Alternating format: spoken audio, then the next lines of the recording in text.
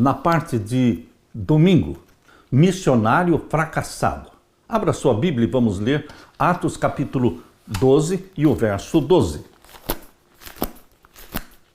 Leia comigo. E considerando ele isto, foi à casa de Maria, mãe de João, que tinha por sobrenome Marcos, onde muitos estavam reunidos e ali eles oravam. Como Marcos é apresentado no livro de Atos 12, verso 12, como o filho de Maria, Maria, mãe de João, que tinha por sobrenome Marcos.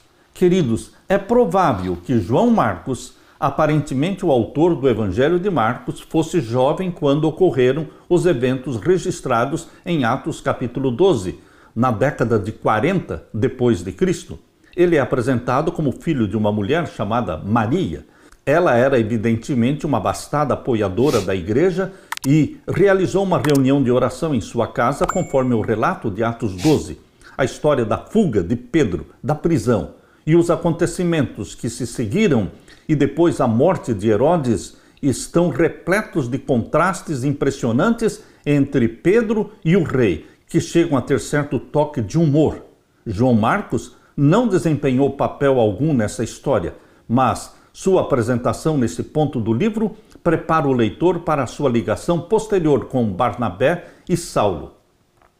Vamos ler então agora Atos capítulo 13. Atos capítulo 13 e os versos 1 até o verso 5. Leia comigo. E na igreja que estava em Antioquia havia alguns profetas e doutores, a saber, Barnabé e Simeão, chamado Níger, e Lúcio, Cireneu, e Manaém, que fora criado com Herodes, o tetrarca, e Saulo. E servindo eles ao Senhor e jejuando, disse o Espírito Santo: apartai-me a Barnabé e a Saulo, para a obra a que eu os tenho chamado. Eu gosto desta expressão. E disse o Espírito Santo fala, o Espírito Santo convence, o Espírito Santo ensina, o Espírito Santo convence do pecado, o Espírito Santo pode ser entristecido. Disse o Espírito Santo: apartai-me a Barnabé e a Saulo para a obra a que eu os tenho chamado. Então, jejuando e orando e pondo sobre eles as mãos, os despediram. E assim estes, enviados pelo Espírito Santo, desceram a Seleucia e dali navegaram para Chipre. E, chegados a Salâmina, anunciavam a palavra de Deus nas sinagogas dos judeus e tinham também a João como cooperador. João, o filho de Maria, João Marcos como cooperador. E o verso 13.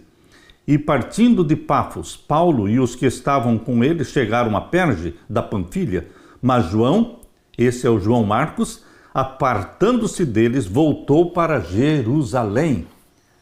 Paulo e Barnabé ficaram sozinhos, porque João Marcos voltou para Jerusalém. Atos capítulo 13 descreve a primeira viagem missionária de Saulo e Barnabé, que teve início por volta do ano 46 depois de Cristo. Marcos não é mencionado até o verso 5, quando ele é descrito como simplesmente um auxiliar ou um servo.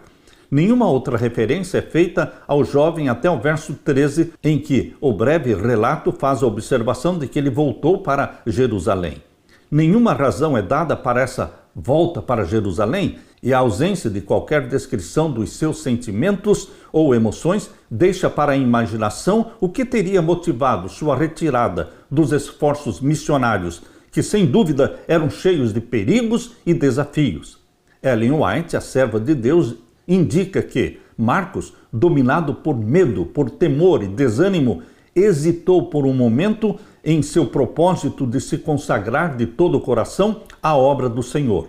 Pouco habituado aos sacrifícios, ficou desanimado com os riscos e privações do caminho. Isso está em Atos dos Apóstolos, página 108.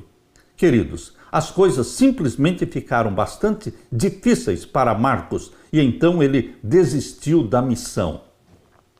Você se identifica com essa história de Marcos que desistiu da missão?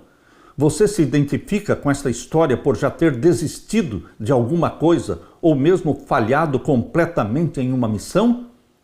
Ó, meu querido amigo, meu querido irmão, assim como Marcos desistiu, ele falhou, ele voltou atrás. Assim como Jerônimo também, quando viu seu mestre ser sacrificado, Jerônimo também foi consultado por Roma para ver se ele cria da mesma forma como João Hus cria, e Jerônimo também vacilou e voltou atrás. Mas Jerônimo se arrependeu e confirmou a sua fé nos ensinos de João Hus, e ele foi sacrificado também como um herói.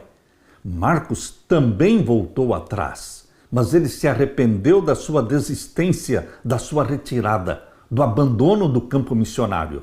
Ele teve uma segunda chance.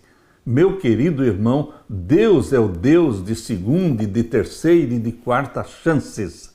Deus é o Deus que nos ama, que nos chama para a obra missionária e derrama sobre nós o Espírito Santo. Aleluia!